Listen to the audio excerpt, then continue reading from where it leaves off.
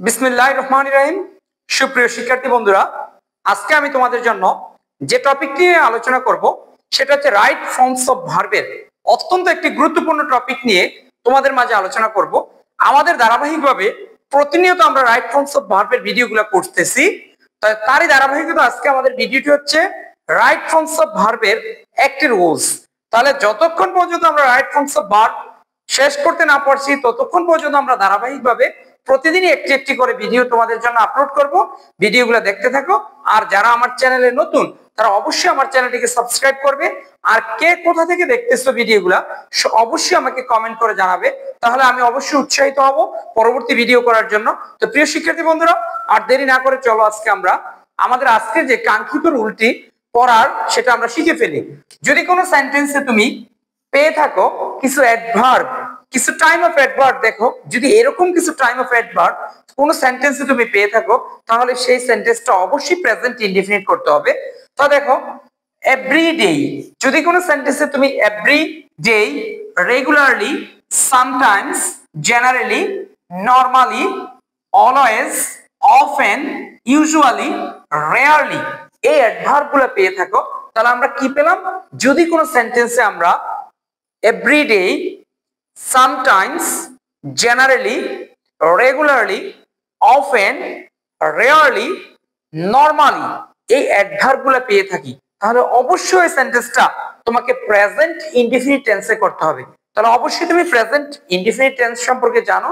আর যারা টেন্স সম্পর্কে দুর্বল, টেন্স এখনো বোঝো না, তোমরা আমার চ্যানেলে টেন্সের উপর একটা ভিডিও দেওয়া আছে, সেই ভিডিওটা খুব সুন্দরভাবে দেখে আসতে পারো।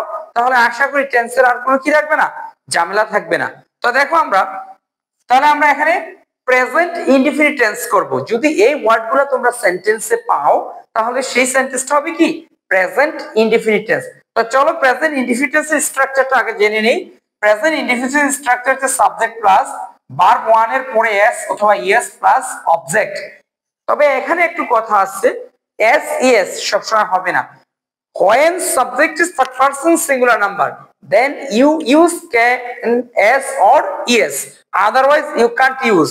যখন সাবজেক্ট হবে থার্ড পারসন সিঙ্গুলার নাম্বার তখনই তুমি ভার্বের শেষে s অথবা es ব্যবহার করতে পারবে, আদারওয়াইজ তুমি s অথবা es ব্যবহার করতে পারবে না। যদি সেখানে সাবজেক্টটা হয় ফার্স্ট পারসন, সেকেন্ড পারসন এবং থার্ড পারসন প্লুরাল নাম্বার হয় তাহলে সেখানে s es হবে না। তো তোমরা আমার পূর্বের ভিডিওতে অবশ্যই পারসন ও নাম্বার সম্পর্কে জেনেছো। There are three types of person: first person, second person এবং কি third person। তো ফার্স্ট পারসন কোনগুলা? I, we, me, my, mine, us, এগুলো হচ্ছে কি ফার্স্ট পারসন। আর সেকেন্ড পারসন হচ্ছে কি you, your, yours। আর থার্ড পারসন হচ্ছে কি এই ফার্স্ট পারসন এবং সেকেন্ড পারসন বাদ দিয়ে তুমি দুনিয়াতে যা কিছু দেখতে পাও, all everything is third person। তার মানে all everything exists in the world, all of these are third person without first person and second person। First person এবং সেকেন্ড পারসন ছাড়া যা কিছু পাও all everything is third person। এই person গুলোকে আবার তুমি দুই ভাগে ভাগ করতে পারো, একটা হচ্ছে সিঙ্গুলার নাম্বার, একটা হচ্ছে প্লুরাল নাম্বার। যখন একটি পাবে তখন সেটা হচ্ছে কি সিঙ্গুলার নাম্বার, আর যখন একের অধিক দুইটি থেকে শুরু 200 কোটি হলো তোমার কোনো প্রবলেম নেই। তার মানে কি সবগুলো হচ্ছে কি প্লুরাল নাম্বার হয়ে যাবে, তাহলে একটির বেশি হলেই প্লুরাল নাম্বার। তো চলো লেটস হ্যাভ এন এক্সাম্পল। চলো আমরা কিছু উদাহরণ দিয়ে তোমাদের জন্য এই রুলসটা ক্লিয়ার করে দিচ্ছি। দেখো এখানে এক্সাম্পল হিসেবে দিয়েছি হি প্লে। এখানে দেখো তোমাকে আমি ব্র্যাকেটের ভিতরে প্লে শব্দটি দিয়েছি আর প্লে ফুটবল। এখন তোমাকে ভার্বটাকে চুজ করতে হবে, which is the right option here। ভার্বটা পরিবর্তন করে নিতে হবে, সাবজেক্টের উপর ডিপেন্ড করে ভার্ব। আমরা পূর্বের ভিডিওতে দেখিয়েছিলাম সাবজেক্টের উপর কি ডিপেন্ড করে? ভার্ব ডিপেন্ড করে। সাবজেক্ট সিঙ্গুলার হলে ভার্ব সিঙ্গুলার হবে, সাবজেক্ট প্লুরাল হলে কি হবে? ভার্ব প্লুরাল হবে।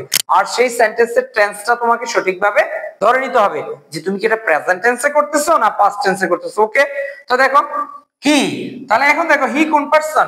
হি অবভিয়াসলি থার্ড পারসন, মনে আছে তোমাদের? হি কোন পারসন? Third person. হি মানে সে, সে কয়জন? একজন। তাহলে থার্ড পারসন সিঙ্গুলার নাম্বার। আমরা তো বলেছি সাবজেক্ট প্লাস ভার্ব ওয়ান এর সাথে S plus subject, this is the structure of present indefinite tense. তাহলে প্রেজেন্ট ইনডিফিনিট টেন্সের সাবজেক্ট যখন কি হয় থার্ড পারসন সিঙ্গুলার নাম্বার হয় তখন ভার্বের শেষে কি দিতে হবে?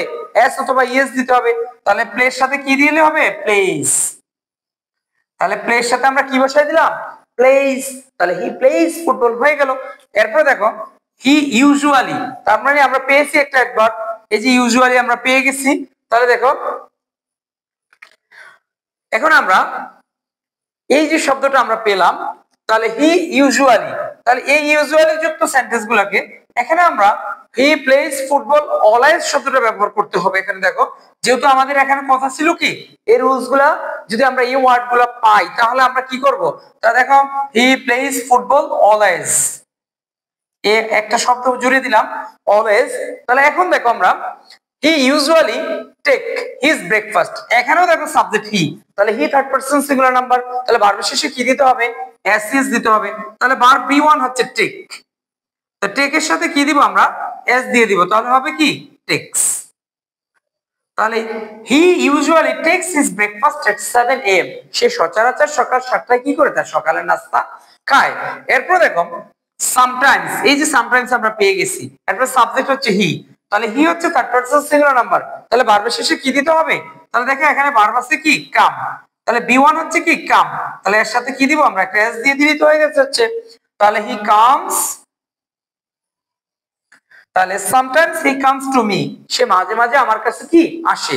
এরপরে দেখো রেগুলারলি, রেগুলারলি পেয়ে গেলাম আমরা একটা অ্যাডভার্ব পেয়ে গেলাম রেগুলারলি, এখানেও সাবজেক্ট হি আছে, তাহলে এখানে মূল ভার্ব হচ্ছে বি1 হচ্ছে কি ডু, তো ডু এর সাথে এস যোগ করলে কি হবে, ডাজ হয়ে যাবে, তাহলে ডাজ এখানে হবে কি ডাজ।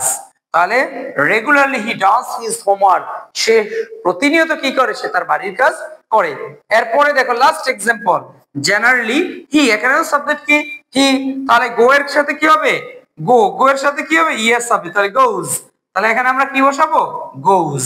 তাহলে দেখো generally he goes to school at 8 AM, তার মানে সচরাচর সাধারণত সে 8টা বাজে কি করে স্কুলে যায়। তো প্রিয় শিক্ষার্থী বন্ধুরা আমার ভিডিওটি তোমরা বুঝতে পেরেছো এবং এই রাইট ফর্মস অফ ভার্বের এই রুলসটি সম্পর্কে তোমাদের আর কোনো বুঝতে বাকি নেই। আমি আশা করি খুব সুন্দরভাবে রাইট ফর্মস অফ ভার্বের রুলসটি বুঝতে পেরেছো। তার মানে আবারও আমি রুলসটি তোমাদের জন্য হাইলাইটস করে দিচ্ছি। রাইট ফর্মস অফ ভার্বের এই রুলসটি হচ্ছে যদি তুমি এমন কিছু অ্যাডভার্ব আছে যেগুলো দ্বারা কি মূলত সময় নির্দেশ করে, টাইম অফ অ্যাডভার্ব, যেমন সামটাইমস, তারপর হচ্ছে everyday, rarely, regularly, normally, occasionally, এই শব্দগুলো যুক্ত যদি তুমি কোনো সেন্টেন্স পাও তাহলে ওই সেন্টেন্সটা হবে কি প্রেজেন্ট ইনডিফিনিট টেন্স। আর প্রেজেন্ট ইনডিফিনিট টেন্সের গঠন হচ্ছে কি সাবজেক্ট প্লাস ভার্ব 1 এর সাথে এসইএস প্লাস অবজেক্ট, আর ভার্ব 1 এর সাথে যখন এসইএস হয় তখন সাবজেক্ট হয় কি থার্ড পারসন সিঙ্গুলার নাম্বার। তাহলে ওকে সবাই আমার ভিডিওটা দেখতে থাকো এবং কমেন্ট করে জানাতে থাকো কে কোন জায়গা থেকে দেখতেছো।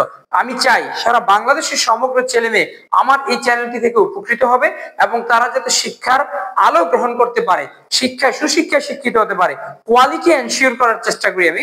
তোমরা অবশ্যই আমার ভিডিওটিকে কি করবে, লাইক, শেয়ার, কমেন্টস এবং সাবস্ক্রাইব করবে যাতে তোমাদের মতো সারা বাংলাদেশের সকল শিক্ষার্থী ভিডিওটি দেখতে পারে। ওকে, আল্লাহ হাফেজ, সবাই ভালো থাকো।